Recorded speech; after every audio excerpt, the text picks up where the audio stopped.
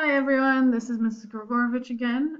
Our last video was about understanding stress, and that was the video where I went over the stress scale or the standard units of distress. If you haven't seen that yet, please go stop this video and then watch that one first, because the stuff we go over in this one will only make sense if you watch the first one. All right, so I'll go ahead and get started. Okay, so just to review, last video talked about stress tolerance of 1 to 10. So one thing I want to note is that each stress level grouping actually has a type of scale most useful to move us back into like a functioning range, or to help us stay in a healthy range and help us feel functioning. So this is the good overview. So actually, what we do is, even when things feel really good, we actually do things anyways on a daily basis that kind of help us stay positive. So those are actually called behavioral antidepressants. When you're in the yellow zone, that 4 to 7, you're within stress threshold, within your stress functioning threshold, then you would be doing coping skills. But when you're in that 8 to 9, 10 super distressed part, this type of skill that we use is called distress tolerance. Okay, so behavioral antidepressants are things that we do every single day to make us feel regular. So for example, for me, that's taking a shower every morning and drinking water all throughout the day. I usually drink 2 full bottles, like 32-ounce bottles of water every day, and that just kind of helps me stay in a positive mood. Some people it's like eating snacks, and some people it's talking to the people they like on Snap or on TikTok. So these are the things that you do every day that if you forget it, it automatically like ruins part of your day. So for some adults, this is like forgetting their morning coffee, or waking up late to their alarm, or realizing they never set their alarm. So it's stuff that we do that's routine that keeps us motivated to kind of keep doing stuff. Okay, so I want you guys to take the next like 30 seconds or so to think of something that you do as a behavioral antidepressant, and that's just something that you do every day that you don't realize that you actually do every day, that you know helps with your mood. So some ideas for this would be like listening to music, or a specific type of music every day. Some people, they're breakfast people, and some people are dinner people, where that's the meal, that's the most important meal. Yeah, so kind of think of that. Okay, so the next level is levels 4 through 7, which is your stress threshold. So these are the things that you do that are extra. When we get into coping skills, our goal is to continue functioning. Realistically, these coping skills should only be used for 3 to 7 minutes at a time, and then returning to the task that you are trying to accomplish. Any longer than that, and you're actually using a distraction tool, that you can end up numbing yourself out and then like getting in a rut. So again, when you use a coping skill, it really should last about 3 to 7 minutes, and then you kind of go back to whatever you're doing. So some people, this is like for all you doodlers out there, if you're doodling constantly but also listening at the same time, that counts as 3 to 7 minutes, because you're doing 2 things at once. So for example, I would probably doodle and then take a couple notes on what the speaker is saying, and then I would doodle again. So that's a common one for me. Some other examples: listening to music, taking a walk, waking up in the morning and doing extra makeup, or making myself look how I want to look. That kind of stuff makes me feel a little bit better. Talking to more people, using fidgets, exercising. For some, exercising is a behavioral antidepressant, and for others, it's a coping skill. For me, it's more of a coping skill. I do not do it every day. Video games, that's also a coping skill. So these are the things we do that's a little bit different, or a little bit extra than our regular day-to-day, and then we use them to kind of get back into focusing on something else. Okay. So Very, very important. I already said this, but I want to really lay it in there is that coping skills should only be used for 3 to 7 minutes at a time to be really effective. Using them too long is actually more of a distraction and it's not going to help you in the long run. So you think of it like this.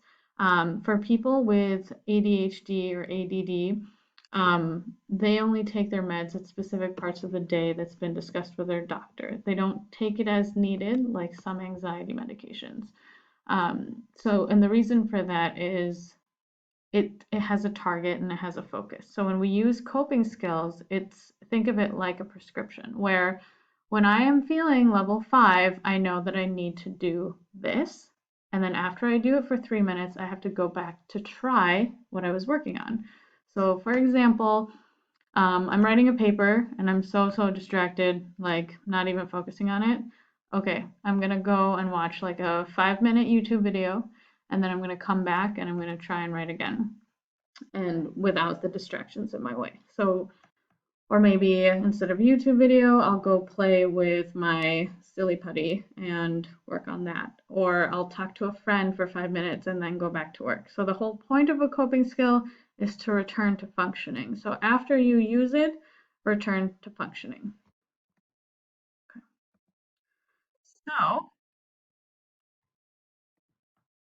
what is something that I do as a coping skill? Fun fact, I check my Instagram. I do check my Instagram to kind of just reset a little bit.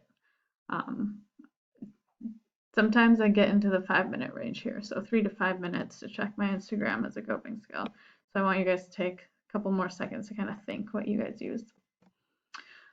Okay, so when we get into distress tolerance skills, so these are really extreme coping tools to help shock your system into getting back into a functional stage.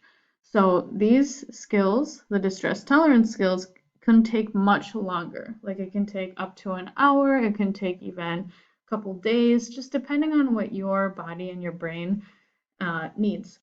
And so some extreme versions of this would be like if you're super angry, you go take a cold shower or you step out in the snow to kind of shock your body into feeling the complete opposite of what you were feeling.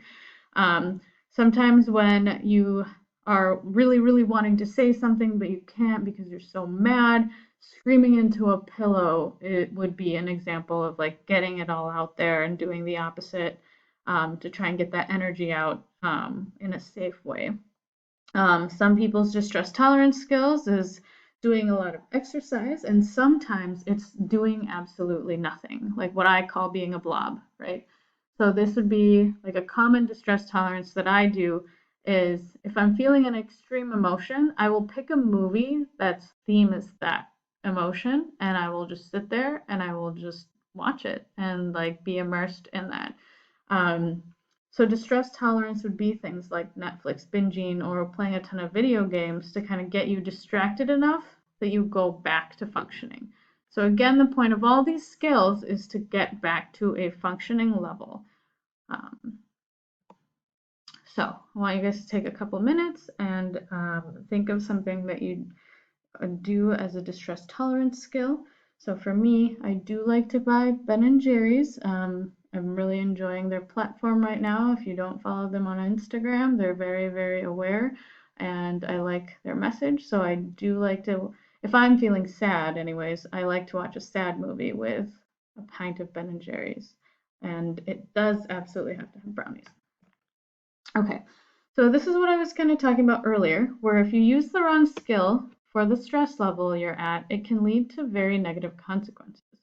So if you're using coping skills when you're actually in that shutdown meltdown stage, it's not going to help you. It's actually going to keep you in that like not functioning in that shutdown meltdown stage a lot longer because it's not effective. So I see this a lot where people are like, well, I color all the time but then they experience like a job loss and they're like, well, I'm coloring and it's not working. And it's like, well, because the coloring skill has been used for so long for just a level 5 stress and now you're experiencing level 8 stress and you're still trying to get rid of it by coloring. It's just not going to work. It's going to take like months of coloring.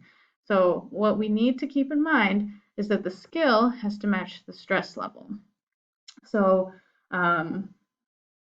So a specific example is when people experience severe grief and they keep trying to use coloring books or breathing techniques that they use when they're at like a 6 or 7. But what they really need to do is like get mad at someone or cry for hours or um, just experience a different emotion to kind of let that energy loose. So that's one thing to keep in mind is like if you're using a 2 week of a skill when you're experiencing a high level of stress, it's not going to be effective.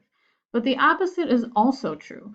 So if you're using a distress tolerance skill when you're actually in like the functioning range, it's going to make you so distracted and avoid everything you're supposed to do. So when people start to feel like a 4 to 7 level stress and like, oh, I don't want to feel stressed, so I'm going to start watching Netflix or listen to music to drown it out, then we no longer feel that stress that gets us to do things. So we don't realize like, oh, I am not uncomfortable, so I don't have to do anything, and it makes us lose sight of the things that we actually need to be doing. So it works both ways, where if you're using too weak of a coping skill for the high amount of stress, then it's not going to work because you'll stay not functioning for a longer time.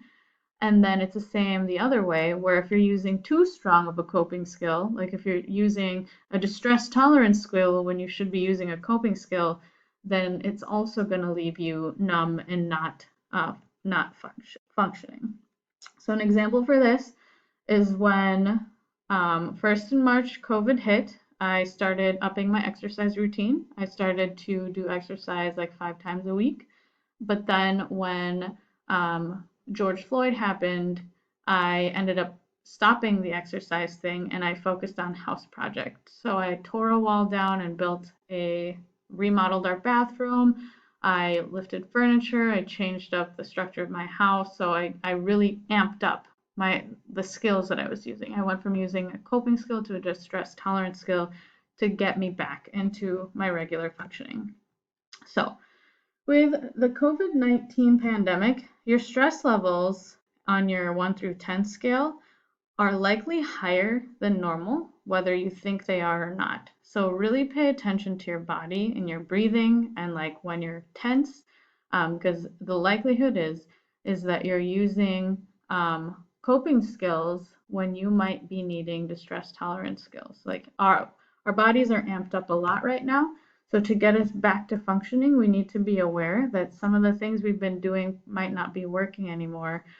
So that's the kind of stuff that I'd like to help with if that's some things that you're experiencing. Yeah, so quick recap. We're going to go back to this page. There we are. Okay, so levels 1 through 3, you do use a skill. So that's every day. I'm going to eat breakfast every morning, or I always turn on this radio station when I get in the car. I wake up at this time, yada, yada, yada. Coping skills is when you are noticing you're feeling stress. So you use things for like 3 to 7 minutes to get back to functioning. And then distress tolerance should only be used when you're feeling the shutdown meltdown mode. And it's to shock your system into doing something like healthy instead of unsafe. So it's just really feeling and experiencing that intensity and allowing it to get you uncomfortable enough to go back down your scale. So yeah, alrighty. If you have any questions, please feel free to reach out. I'll be happy to answer all of them.